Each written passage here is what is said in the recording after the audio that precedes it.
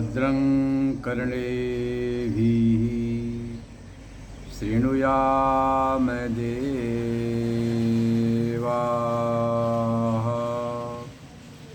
भद्रं पश्येमाक्षभिर्यजत्राः स्थिरैरङ्गैस्तुष्टुवाग्वंसस्तनूभिर्व्यसेम देवहितं यदायुः स्वस्ति न इन्द्रो वृद्धश्रवाः स्वस्ति न पूषा विश्ववेदाः स्वस्ति नस्तार्क्ष्यो अरिष्टनेमिः स्वस्ति नो बृहस्पतिर्दधातु ॐ शान्ति शांति शांति। पतित पावनी कलुष भंगिनी माँ गंगा के तट पर संवस्थित श्री विद्यालोक न्यास हरिद्वार से आप स्वाध्याय सत्संग श्रवण कर रहे हैं, जहाँ से भागीरथी गंगा का अवतरण ब्रह्मसूत्र की कथा का आपके हृदय में अवतरण हो रहा है। यह एक दार्शनिक दर्शन है। प्रस्थान त्रय में तीन आते हैं: स्रोत प्रस्थान, स्मार्त प्रस्थान, दार्शनिक प्रस्थान। स्रोत प्रस्थान में तो उपनिषदें आती हैं,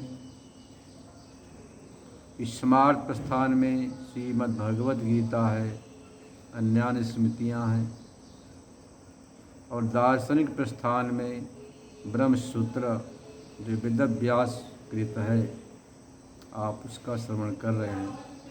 इसमें इतना ये है कि जहाँ पर भी श्रुति में, उपनिषद में, स्मृतियों में विरोधाभास है, उसको दूर किया गया है।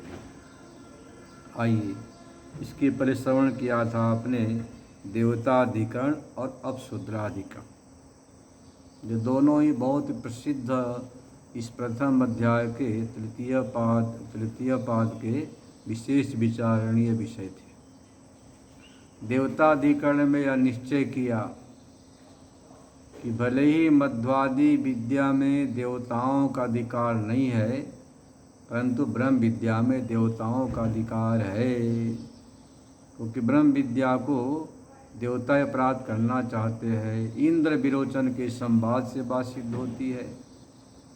अन्यान्य के प्रसंग का प्रमाण दिया कि भले ही संवर्ग आदि मध्वादि विद्या में अधिकार न हो, परंतु ब्रह्म विद्या में मनुष्यों के समान देवताओं का भी अधिकार है। तद्ध देवानां तथा श्रीणाम मनुष्याणाम यो वेद तथैव भूत। जो जो देवताओं में, मनुष्यों में जाना, वही रूप, वही अधिष्ठान रूप को उपलब्ध हो गया। इसके बाद अब शूद्राधिकरण आया था कि जिस प्रकार से आपने मनुष्य अधिकार से ऊपर उठ करके देवताओं का अधिकार दिया ब्रह्म विद्या में, ऐसे ही वेदाध्ययन में या वैदिक कर्म में, यज्ञ आदि में जैसे त्रैवर्णिक का अधिकार, वैसे शूद्रों का अधिकार होना चाहिए। ऐसा संवर्ग विद्या का दृष्टांत दिया कि जनश्रुति पौत्रायण शैवारक ने शुद्ध सबका संबोधन करता है। इससे सिद्ध होता है कि शूद्र का भी यज्ञ आग में अधिकार है। तो कहा कि भाई देखो, एक तो जनश्रुति पौत्रायण क्षत्रिय हैं, शूद्र के शब्द का प्रयोग मात्र वहाँ यौगिक किया गया है, क्योंकि शोक से संतप्त होकर संवर्ग विद्या सीखने गए थे, इसीलिए ऋषि ने शूद्र शब्द का संबोधन किया। तो वहाँ पर जन्मना जातिता शूद्र जनश्रुति पौत्रायण नहीं है, यह बताया। और मात्र वर्णिक का वेद में अधिकार है, वेदाध्ययन यज्ञ याग में। शूद्र में न पातक है न संस्कार की आवश्यकता है, स्वतः सिद्ध है। इसलिए वह तो मात्र इतिहास पुराण स्मृति को श्रवण करके ही पढ़कर ही अपना कल्याण कर सकता है। मात्र वैदिक कर्म में अनधिकार बताया है। स्मार्त और इतिहास पुराण को श्रवण करके अपना कल्याण शूद्र भी कर सकता है, जो चतुर्थ श्रेणी में आता है। यह तो उस जमाने की बात है, पर आज के जमाने को देखा जाए तो जन्मना जाति शूद्र क्रमणा द्विजुच्यते। कर्म से संस्कार से भी संज्ञा प्राप्त होती है, पर विडंबना है कि आज ब्राह्मण कुल में भी बहुत ही कम संस्कार देखे जाते हैं, वहाँ रक्त भक्षण देखे जाते हैं। इसलिए यह निर्णय करना बड़ा कठिन है कि यह ब्राह्मण है कि शूद्र है। भले ही वह जातिता जन्म से ब्राह्मण हो और उसके कर्म हैं, संस्कार हैं, आचरण हैं, चरित्र हैं, शुद्ध से भी बदतर होने से उसको किसी प्रकार से ब्राह्मण नहीं कर सकते हैं। ब्राह्मण का मतलब होता है जिज्ञासा हो। ब्राह्मणों नाम ब्रह्म जिज्ञासवः, जो ब्रह्म का जिज्ञासु हो, वेदाध्ययन में रत हो। ब्रह्म नाम वेद है, जो वेदाध्ययन में, वेद के विचार में, क्योंकि वेद शब्द का जो निष्पत्ति है वह विदा विचारणे धातु से, विदली लाभे से, विसत्तायाम विदज्ञान चार धातु से वेद सब संपन्न होता है। जिसकी सत्ता वेद में ही हो, वेद के सत्ता से अपने को सत्तावान मानता हो, प्रतिष्ठा से प्रतिष्ठित मानता हो। वेद में आपकी प्रतिष्ठा हो गई तो अपने को प्रतिष्ठित मानता हो। और वेद मतलब ज्ञान, उसी ज्ञान में रत हो। बिदली लाभ है, वेद ज्ञान के लाभ को सर्वाधिक लाभ मानता हो। विदा विचारणे तो ब्रह्म के विचार में ही तल्लीन हो, वह वास्तव में शुद्ध ब्राह्मण है। जन्मना भी, कर्मणा भी, तज से भी, आचरण से भी। अस्तु, या तो मैंने प्रासंगिक कह दिया आपको। भागवत में तो कई बार बता दी गई, जिसका जैसा आचरण है, कर्म है, चरित्र है, व्यवहार है, उसको उसी वर्ण आश्रम का समझना चाहिए। क्योंकि श्रीमद् भागवत में जो आपके ऋषि हो गए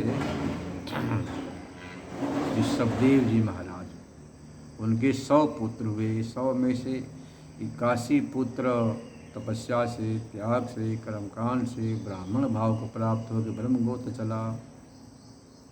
9 योगेश्वर बने और 9 जो है अधिपति बने, 9 द्वीप का अधिपति बने और एक चक्रवर्ती सम्राट भरत महाराज बने। ऐसे कई प्रमाण है श्रीमद् भागवत में कि मनुष्य भले ही ब्राह्मण में उत्पन्न हुआ हो और कर्म वैसे नहीं तो वह उसका पतन हो जाता है। क्षत्रिय में उत्पन्न हुआ है, सत्कर्म करता, तपस्या है, त्याग है, तो उससे उसका फिर अंत में ब्रह्मगोत्र चल जाता है। अब गर्ग है, इनसे वैश्य में उत्पन्न होकर भी इनसे ब्राह्मण गोत्र चला है गार्ग्य। ऐसी कई प्रमाण श्रीमद् भागवत में है। तो जैसा गीता में भी कहा गया है कि मनुष्य गूढ़ कर्म विभागशः चातुर्वर्ण्यमयाश्रितम गुण कर्म विभागशः। गुण और कर्मों के भाग से ये 4 वर्णों का सर्जन भगवान ने किया। अस्तु, अपने को, अपनी मति को इन उलझन में न लगाकर ब्रह्म के चिंतन में लगाना चाहिए। यह तो भगवान का कार्य है, अवतरित होकर या महापुरुषों के द्वारा अपना कार्य व्यवस्था संपादन करते हैं। जैसे कि आश्रम की व्यवस्था का व्यवस्थापक संचालन करता है, देश का शासन प्रधानमंत्री, राष्ट्रपति इत्यादि करते, वैसे ही इस पूरे ब्रह्मांड का नियमन, नियंत्रण, अनुशासन वह परमात्मा ही करता है। जब देखता अति हो गया तो किसी महापुरुष को भेजकर करवाता है या स्वयं अवतरित होकर करता है। इसलिए अपने को तो अपने बुद्धि को ब्रह्म विचार में, स्वाध्याय में, चिंतन में, जप में, तप में लगाना चाहिए। तो शूद्राधिकरण में निर्णय कर दिया कि त्रैवर्णिक का ही वेदाध्ययन यज्ञ आगम अधिकार है। जो चतुर्थ वर्ण शूद्र है वह तो स्मृति इतिहास पर कुछ श्रवण करके अपना कल्याण कर सकता है। एक पांचवा वर्ण वर्णशंकर है। यह तो सभी कर्मों से बहिष्कृत है। नारायण आजकल तो ज़्यादा वर्णशंकर ही प्रजा है। अब देखो, ये जो गांधी परिवार पूरा वर्णशंकर परिवार है। चाहे महात्मा गांधी को लो, चाहे नेहरू, इंदिरा, राहुल, जितने सब वर्णशंकर। वर्णशंकर का तो दर्शन भी पातक लगता है। पर दुर्भाग्य है कि ऐसा जो कांग्रेस पार्टी का लीडर राहुल गांधी उसको वोट देते, ऐसे हिंदुओं को धिक्कार है। वो हिंदू नहीं, हिंदू मात्र है।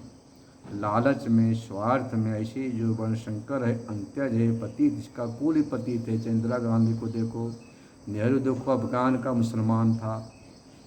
महात्मा गांधी का जो बीज वह भी मुसलमान का बीज था। उसकी माँ भले हिंदू पर वह जो बीज था मुसलमान का। आजकल तो सोशल मीडिया सब सिद्ध हो रहा है। तो देखो, नारायण जो वर्णशंकर है, जो अंत्यज है, सर्व बहिष्कृत है। और ऐसा जो आदमी कांग्रेस का नेता उसको आप वोट देते हो तो बहुत बड़ा पातक करते हो। और पातक का फल दुख होता है कि कहते महाराज हाय हाय, हम बड़ा सत्कर्म करते फिर भी दुखी हो रहे हैं। किसी की हत्या करना और करवाना दोनों ही पातक है।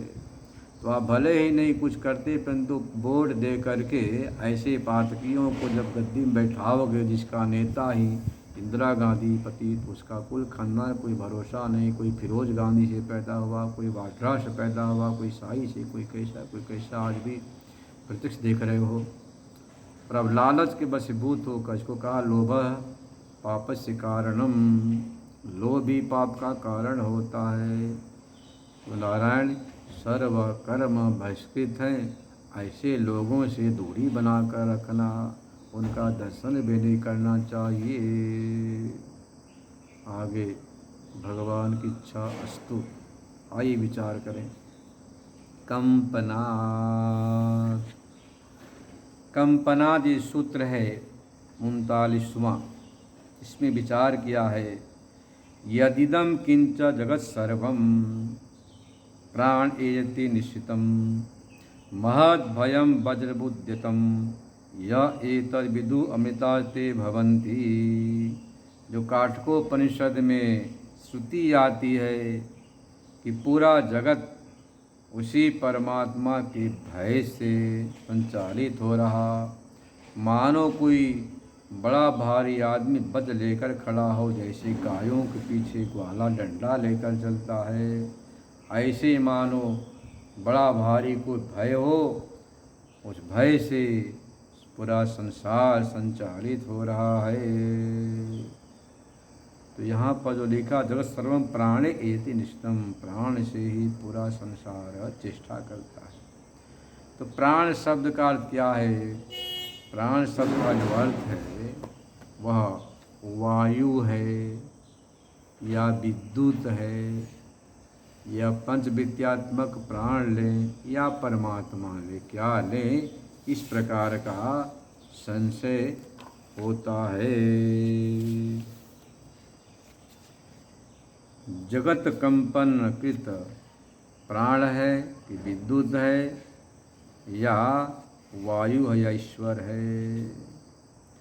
भय हेतुक सर्वशक्तिमान से युक्त है। सर्वशक्तिमान वायु प्राण विद्युत हो नहीं सकता है। इसीलिए लेना चाहिए यहाँ पर कि परमात्मा से ही जगत का संचालन होता है। इस प्रकार से यहाँ निर्णय करेंगे। अब आगे देखिए, यही यहाँ पर संशय हुआ कि भाई यहाँ पर प्राण से क्या लेना। पंचवृत्ति वायु प्राण, पंचवृत्त्यात्मक मतलब प्राण, अपान व्यान समान, जो 5 वृत्तियाँ प्राण अपान व्यान समान उदान। तो पंचवृत्त्यात्मक प्राण वायु लें या असनी मतलब विद्युत लें, वज्र लें। वायु निमित्त ही आकाश में बिजली चमकती है, वज्रपात होता है, या परमात्मा ने। इस प्रकार से पूर्व पक्ष प्राप्त हो, संशय होने पूर्व पक्ष प्राप्त हुआ, वायु ले लो, क्योंकि बिना वायु के कुछ भी नहीं। शरीर में प्राण है तभी तक जीवित, अन्यथा गोविंदाय नमो नमः हो जाता, जय जय सीताराम हो जाता, हर हर महादेव हो जाता है। वायु को बिलो, वायु रे व्यष्टि वायु समष्टि अपमृत्यु जयति एवं वेद। वायु ही व्यष्टि पंचविद्यात्मक प्राण है, वायु ही समष्टि में है। जो वायु को जानता है पुनः मृत्यु को जीत लेता है, ऐसी बात भी आती, इसलिए वायु लो। ऐसा पूर्व पक्ष प्राप्त होने पर सिद्धांति कहता है ऐसी बात नहीं। ब्रह्मविदम यह प्रतिपत्तव्यम, आप यहाँ पर ब्रह्म को लो प्राण शब्द से। क्यों? तो कहा गया है तदेव शुक्रम तद ब्रह्म तदेवामृतम उच्यते तस्मिन् लोकाश्रिता सर्वे नात्येति कश्चन। वही स्वयं ज्योति स्वरूप है, ब्रह्म है, वही अमृत है, उसमें ही सारे लोग आश्रित हैं, उसका कोई अतिक्रमण कर नहीं सकता है। इस प्रकार से वहाँ पर ब्रह्म का ही निर्देश किया गया है, तो वहाँ पर ब्रह्म ही लेना। प्राणस्य प्राणम, प्राण का भी प्राण है। न प्राणे न पाने न मर्तो जीवति कश्चन, इतरेण तो जीवन्ति यस्मिन् तोपाश्रितौ। मनुष्य श्वास प्रश्वास के द्वारा जीवित नहीं है, बल्कि इतरेण जिसके द्वारा श्वास प्रश्वास संचालित हो रहा, उससे जीवन आपका चल रहा है। इस प्रकार से कहा है भयात् अस्याग्नि तपति भयात् तपति सूर्यः भयात् इंद्र च वायु च मृत्यु धावति पंचमः। भय से अग्नि में तपन क्रिया हो रही, भय से सूर्य रोशनी दे रहा है, भय से इंद्र संसार के शासन कर रहे, भय से वायु प्रवाहित हो रहा है, मृत्यु जो है वह भी भय से ही अपना कार्य संहार कार्य कर रहा है। इसलिए यहाँ ब्रह्म लेना, क्योंकि स्पष्ट कर दिया भयाद वायु इंद्रश्च, वायु भी उसी के भय से अपने कार्य को संपादित कर रहा है, इसलिए वायु नहीं ले सकते हैं। जिस प्रकार से कोई आपके पीछे डंडा लेकर खड़ा हो, तलवार लेकर खड़ा हो, तो अपने आप आपको नियमना करना पड़ता है, ऐसे ही वह परमात्मा है जिसके भय से संसार चल रहा। लिखा है विश्वासमाद वातः पवते विशोदेति सूर्य विश्वासमाद अग्निश्च इंद्रश्च मृत्यु धावति पन्मतक्रिय संहिता का मंत्र है। उसी के भय से वायु प्रवाहित हो रहा है, सूर्य समय से उदित हो रहे हैं, अग्नि में तपन हो रहा है, इंद्र शासन कर रहे, मृत्यु अपने संहरण कार्य कर रहे हैं। तमेव विदित्वा मृत्युमेति नान्यः पंथा विदते यनाय, ये भी मंत्र है। उसी परमात्मा को जानकर मृत्यु का अतिक्रमण कर लेता है, दूसरा कोई रास्ता है ही नहीं मोक्ष के लिए, यह भी कह दिया गया। इसलिए क्या निश्चित हुआ, अतो अन्यथार्थम, इस परमात्मा को छोड़कर सब आत्म मतलब विनाशी है, नश्वर है, दुखद है। नचकेता ने भी पूछा था काठकोपनिषद में, अन्यत धर्मान्यत अधर्मात् अन्यस्मत् कृता कृतात् अन्यत्र भूता च भव्या च तपसि तद्वद। जो धर्म से अधर्म से भिन्न है, हमारे कृत और अकृत से भिन्न है, विलक्षण है, भूत भविष्य वर्तमान से विलक्षण है, ऐसा जो आप अनुभव कर तो उसी का उपदेश कीजिए। इससे क्या सिद्ध हुआ कि परमात्मा ही यहाँ पर लेना, प्राण शब्द से वायु अश्नि आदि नहीं लेना। ज्योतिर्दर्शनात्, शूद्र कहता में, शूद्र में ज्योतिष शब्द, ज्योतिष शब्द से क्या लेना? तो कहते हैं पूर्व पक्ष आता, भैया ये ज्योति है ना, ज्योति से आप सूर्यादि ज्योति लो। और ज्योति से क्या लें? ज्योति सूर्यमंडल का लें या ब्रह्म लें। पूर्व पक्ष कहता है कि समुत्थाय संपद्य होने से रवि मंडल को लो। सिद्धांती कहता देखो भाई, समुत्थाय और जो उत्पाद्य है उपद्य, ये दोनों शब्द त्वम पदार्थ के शोधन के लिए हैं। पर ज्योतिष शब्द से तो मुख्य परम ज्योति स्वरूप उस परमात्मा को ही लो। आइए विचार करें। ऐसा संप्रसादो असमा शरीरा समुत्थाय परम ज्योति रूप संपद्य स्वेन रूपेण अभिनिष्पद्यते। छांदोग्य उपनिषद में कहा गया, ऐसा संप्रसादो, यह संप्रसाद सृष्टि अवस्था है। इस अवस्था में क्या करता है? तो कहते हैं समुत्थाय, देहाभिमान को छोड़कर परम ज्योति को संपत्ति प्राप्त करते आए, स्वयं रूप में स्वरूप में प्रतिष्ठित हो रहता है। अब यहाँ संशय होता है कि ज्योतिष शब्द लिखा, परम ज्योति उपसंपद्य लिखा है, तो परम ज्योति से क्या है? पूर्व पक्षी ने कहा भाई आदित्य मंडल को लो, उसमें रूढ़ मतलब प्रसिद्ध है। कहते नहीं, ज्योति चरणाभिधाना सूत्र में भी कहा गया है 1:1:24 में, और यहाँ पर भी ज्योति शब्द उसी के लिए है, परमात्मा के लिए।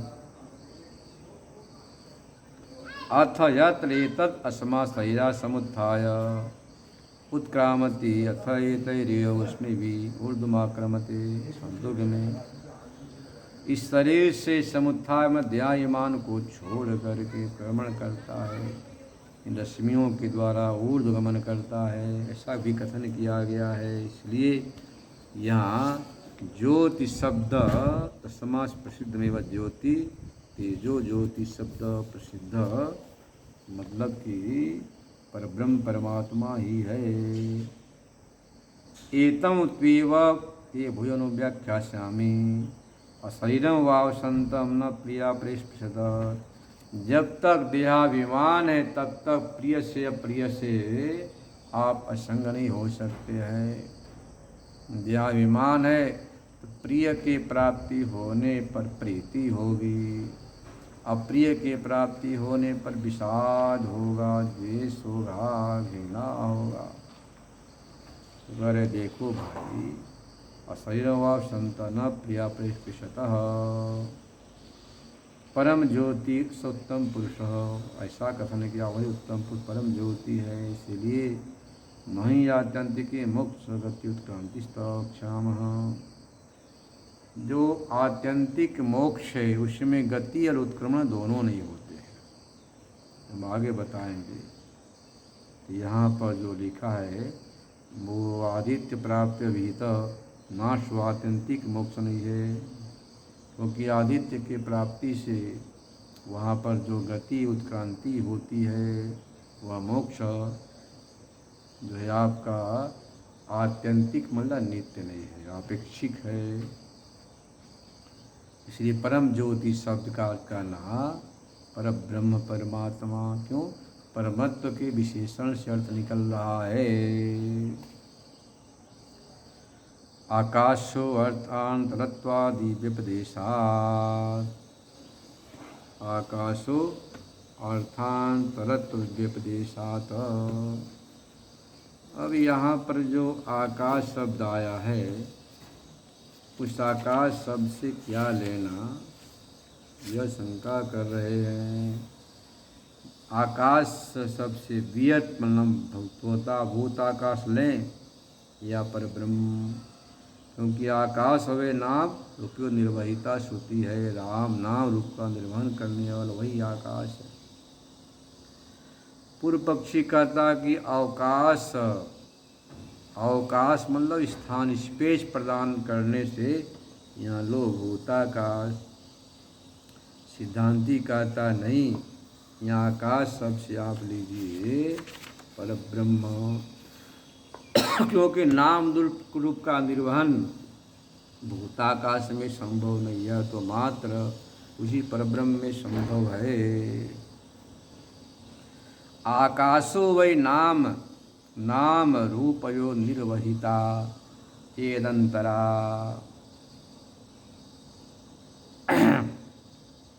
तद ब्रह्म तदमृतम स आत्मा, छांदोग्य में आया है 8वें अध्याय में।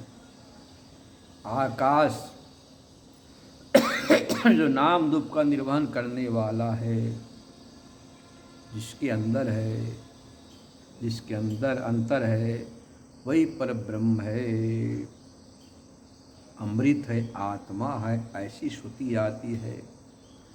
यहाँ पर आकाश सबसे पर ब्रह्म ले या भूताकाश, ऐसा विचार होने पर पूर्व पक्षी कहता भैया प्रसिद्ध यहाँ पर भूताकाश है, उसी भूताकाश को लीजिए आकाश शब्द से। सिद्धांती कहता संभव नहीं है, क्योंकि आगे आता है अनेन जीवेन आत्मनानुप्रविश्य नाम रूपे व्याकरवाणी। इसी जीवात्मा के द्वारा शरीर में प्रवेश करके नाम रूप का मैं विस्तार करता हूँ। तो जीव और ब्रह्म का जो अभेद है, अभेद करके उपदेश कर रहे हैं, तो वही परमात्मा जीवोपाधिक से नाम रूप का निर्वाह कर रहा कि चैत्र है, मैत्र है, श्याम है, यज्ञदत्त है, राम है, मोहन है, घनश्याम है। और रूप मतलब आकार, प्रकार, आकृति का भी, जो छंदोक श्रुति कहती अनेन जीवेन आत्मनान प्रवेशनान रूपे व्याकरवाणी। इसलिए आकाश से ब्रह्म लेना, नाम रूप का निर्वाह ब्रह्म ही संभव है।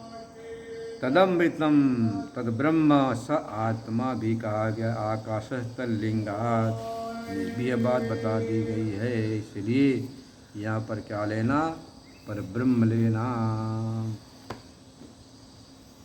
अब एक दूसरा अधिकरण आता है जिसका नाम सुषुप्ति और उत्क्रांति अधिकरण।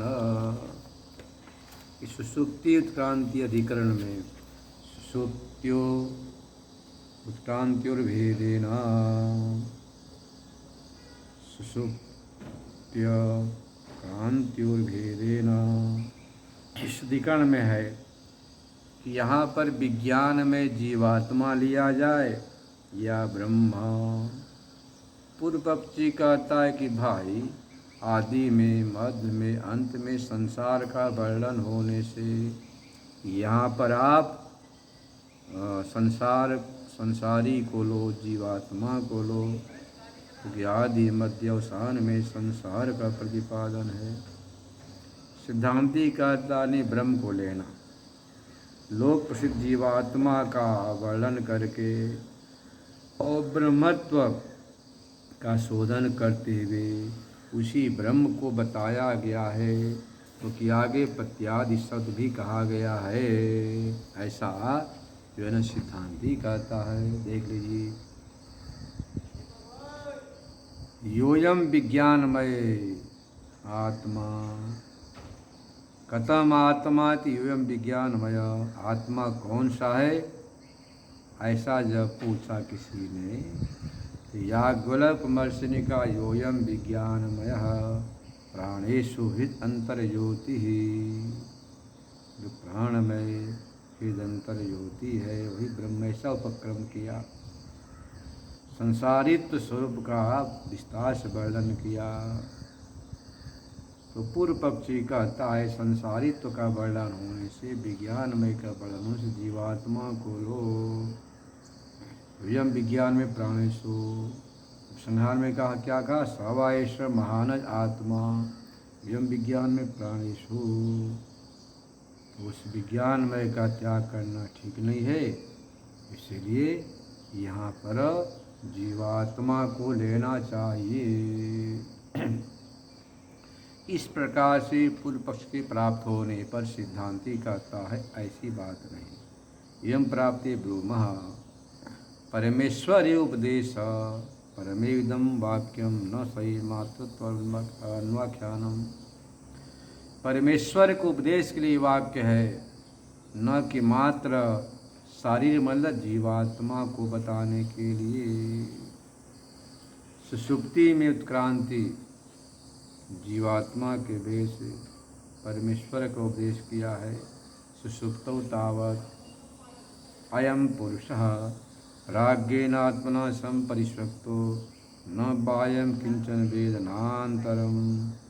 सुषुप्ति में प्राज्ञात्मा से संयुक्त होकर के न बाहर के विषय को जानता है न अंदर के विषय को। शारीरात् भेदेन परमेश्वरं व्यपदिशति, जीवात्मा से भिन्न करके परमेश्वर को उपदेश दिया है। पुरुष शारीर स्यात्वेदित्वात् बाह्याभ्यंतर वेदन प्रसंग प्रशेष संभवात। बाह्य और भीतर, बाह्य शरीर के बाहर का, शरीर के अंदर जो सुख दुख है उनका ज्ञान होता है। प्राज्ञ परमेश्वर स्वगतलक्षणया प्रज्ञा नित्यम योगा। तो प्राग काल परमेश्वर होता है, सर्वज्ञ है और वह नित्य है, जिसका प्रज्ञा से कोई वियोग नहीं होता है। तथा उत्क्रांति में भी अयम शारीरात्मा प्राज्ञात्मना अनमारूढ़ उत्सर्जन याति। ये प्राज्ञात्मा है, इसके द्वारा स्वयं करता हुआ चलता है। जीव से भिन्न करके परमेश्वर को उपदेश किया गया है। अपराग्य परमेश्वर है, इसलिए सुषुप्ति में उत्क्रांति आदि कथन करने से यहाँ पर परमेश्वर न कह करके यहाँ पर जीव है। युक्तमाद्यंत मध्येषु सारे लिंगा उत्तस्वाकृति, इसलिए यहाँ पर आद्यंत में वर्णन होने से जीवात्मा लो, ऐसा पूर्व पक्ष कहा। अत्र ब्रूम, इस विषय में हम कहते हैं उपक्रम में सिद्धांति अब सिद्धांत शुरू होता है। वयम विज्ञानमय प्राणेषु अंतर ज्योति ही, ऐसा प्रारंभ किया। संसारी स्वरूप का वर्णन किया, उसी चैतन्य का, उसी का अनुवाद करके अपवाद करते हुए ब्रह्म के साथ एकता का वर्णन किया। ध्यायतीव लायतीव, उपाधि से ध्यान करता हुआ। देखो, बुद्धि को उपाधि से ध्यान करता हुआ, कर्मेंद्रियों को उपाधि से चेष्टा करता हुआ प्रतीत होता है। लायतीव, आगे कैसा कथन किया गया है। शवा एष महानज आत्मा, योयम विज्ञान में प्राणसित अंतर ज्योति भी कहा, जो महान है, अज है, प्राण विज्ञान में रूप से है उपाधि का। इस प्रकार से संसारी लक्षित हो रहा है। पर महानज आत्मा से कहते हैं कि परमेश्वर लक्षित हो रहा। जो बीच में बुद्ध्यान मतलब जागृत स्वप्नादि अवस्थाओं का वर्णन किया है, वह भी जो है ना परंपरा से उसी चेतन को बतलाने के लिए। अवस्था रेतत्व संसारित्व, अवस्थाएं हैं इस संसारी जीवात्मा विज्ञानमय का, और जैसी उपाधियाँ हटेंगी, अवस्था से दूर होगा, वैसे संसारी आत्मा। आगे भी कथन किया गया है, ऊर्ध्वम विमोक्षाय ब्रूहि, इसके आगे मोक्ष के साधन को बतलाई, ऐसी जिज्ञासा प्रकट किया गया है। अनन्वा कततेन भवत्य संगुयम पुरुष, अनन्वागत पुण्य पाप से असंग है और असंग यह पुरुष है। अनन्वागतम पुण्येन अनन्वागतम पापेन तीर्णो ही तथा सर्वान् शोकान् निर्देश भवति। पुण्य से असंश्लिष्ट है, पाप से भी अनन्वागत है, संबंध नहीं है। उसमें पाप उससे को पार करके सर्वान् शोकान् निर्देश्य भवति, सारे हृदय को कि शोक को त्याग कर स्वरूप में प्रतिष्ठित होता है। तस्मात् असंसारी स्वरूप प्रतिपादन परम होने से एतद् वाक्यम ऐसा वाक्य है, असंसारी उस आत्मा परमात्मा का प्रतिपादन है, ऐसा कथन किया गया है। पत्यादि शब्देभ्यः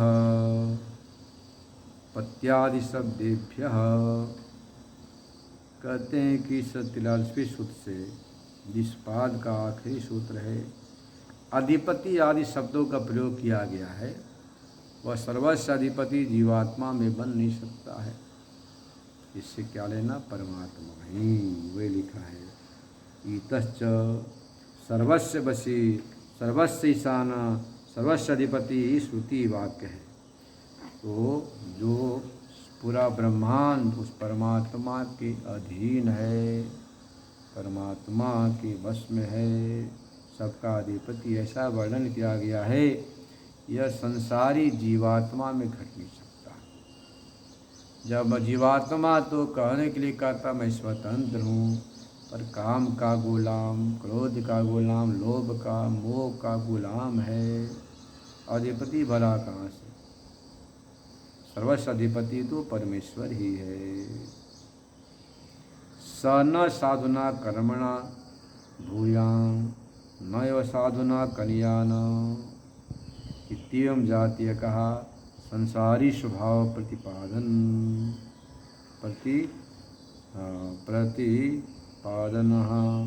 स्म संसारी परमेश्वर इहोक्त इत्योगम्यते। इससे क्या सिद्ध हुआ?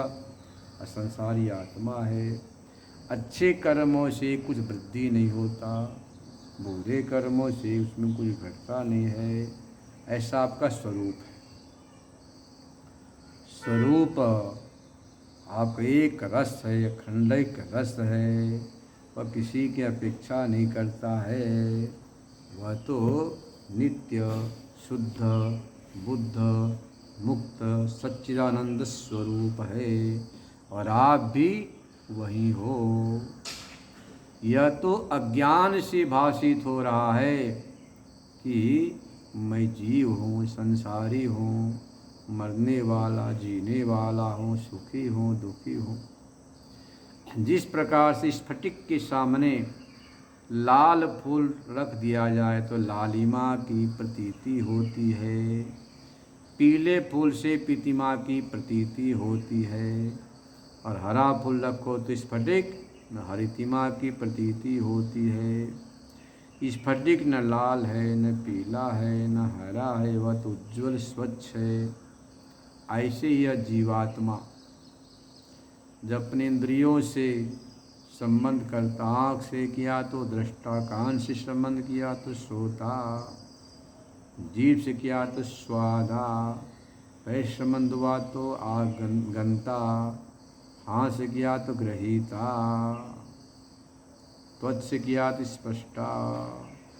ये सारे औपाधिक नाम हैं और इन उपाधियों से संसर्ग करके जीवात्मा इतना संबंध जीवात्मा ने कर लिया कि सुखी दुखी होने लग जाता है। इसके अनुकूल विषय हुए तब तो सुखी, और प्रतिकूल हुआ तो दुखी होने लग जाता है। हाय हाय, यह जो है ना हमारे किस कर्म का फल है। वास्तव में आप भी शुद्ध बुद्ध मुक्त सच्चिदानंद स्वरूप है। जैसे आप अपने आप को उपाधियों से अलग करके देखते हैं, भाई यह तो उपाधि है। जैसे मान लो किसी ने काला कपड़ा का पहन लिया, बोल दिया वकील साहब, धोती कुर्ता पहना, बोला पंडित जी महाराज, और किसान का धोती लिया, लठ लिया तो बोले किसान है। लगा भोजन पकाने तो कोई क्या बोलता है कि रसोइया है, भंडारी है, पाचक है। अब कहीं जाकर लगा उपदेश करने तो बोलते हैं कि अध्यापक है, उपदेष्टा है, प्रवक्ता है, पर है वह इनसे अलग। ऐसे आप भी इन उपाधियों से अलग हो, सच्चिदानंद स्वरूप हो, शुद्ध बुद्ध मुक्त आपका स्वरूप है। आपने मात्र उपाधियों से संबंध जोड़कर सुखी और दुखी हो रहे हो। आपका मूल स्वरूप सत्यचित आनंद स्वरूप है। न आप पापी हो, न पुण्यात्मा हो, न साधु हो, न साधु हो, न आप गृहस्थ हो, न वानप्रस्थी हो, न ब्रह्मचारी हो, न सन्यासी हो। ये तमाम जो धर्म है, गुण और कर्म से अध्यारोपित आत्मा के ऊपर हो रहे हैं। पर दुर्भाग्य से जीवात्मा अपने को ऐसा मान करके, उपाधि वाला मान कर इसमें कर्तापना, भोक्तापना, स्वामी बना रहा है। यही दुख का जड़ है, मूल कारण है। जैसे आप अपने आप को सच्चिदानंद स्वरूप मानते हैं, जैसे आपको अपने आप को आपने अधिष्ठान में प्रतिष्ठित कर लिया, वैसे अध्यास की निवृत्ति हो जाती है। जब तक आप अधिष्ठान में प्रतिष्ठित नहीं होंगे, नहीं बैठेंगे, तब तक अध्यास की निवृत्ति नहीं होगी। अध्यास क्या? भ्रांति। तो जब तक आप भ्रांति में भटकते रहोगे, अध्यास में भटकते रहोगे, तब तक दुखी सुखी होते रहोगे। जैसे आपने अपने आप को पंचकोश से अलग करके अयम अहमस्मि आत्मा, मैं यह आत्मा हूँ, अयम आत्मा ब्रह्म सर्वानुभू, मैं आत्मा ब्रह्म, ऐसा ज्ञान होते ही बस यहाँ जानना है, काफ़ी कुछ करना नहीं है। सत्य में प्रतिष्ठा हो जाएगी, परमानंद की अभिव्यक्ति हो जाएगी। फिर अध्यास भले ही दूसरे की दृष्टि से हो, पर आप तो अध्यास से मुक्त हो गए। आपको ठीक से पता है यह सांप नहीं है, रस्सी है। पर जैसे रोशनी बंद हुआ वैसे वो पुनः दिखाई पड़ता है कि सांप है। और रस्सी में सांप को देखकर, प्रतीति को देखकर अब खुश होते, हंसते हैं, आहा इतनी देर तक मैं भ्रांत था। ऐसे ही यह संसार भी वास्तव में आपकी आत्मा परमात्मा अज्ञान से कल्पित है। आपके मन की कल्पना है, मन की विजृंभणा, मन की स्फुरना है, मन का स्पंदन है। जैसे आप अपने आप को मनोमय कोश से अतीत कर लेते हो, दूर कर लेते हो, मैं अन्नमय नहीं, प्राणमय नहीं, मनोमय नहीं, विज्ञानमय नहीं, आनंदमय नहीं, वैसे आप आनंद स्वरूप में प्रतिष्ठित हो जाते हो।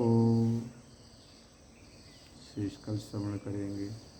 ओम पूर्णमदः पूर्णमिदं पूर्णात् पूर्णमुदच्यते पूर्णस्य पूर्णमादाय पूर्णमेवावशिष्यते। ओम शांति शांति शांतिः। शंकरं शंकराचार्यं केशवं बादरायणं सूत्रभाष्यकृतो वन्दे भगवन्तो पुनः पुनः। ईश्वरो गुरुरात्मेति मूर्तिभेदविभागिने व्योमवद्व्याप्तदेहाय दक्षिणामूर्तये नमः। ओम शांति शांति शांति।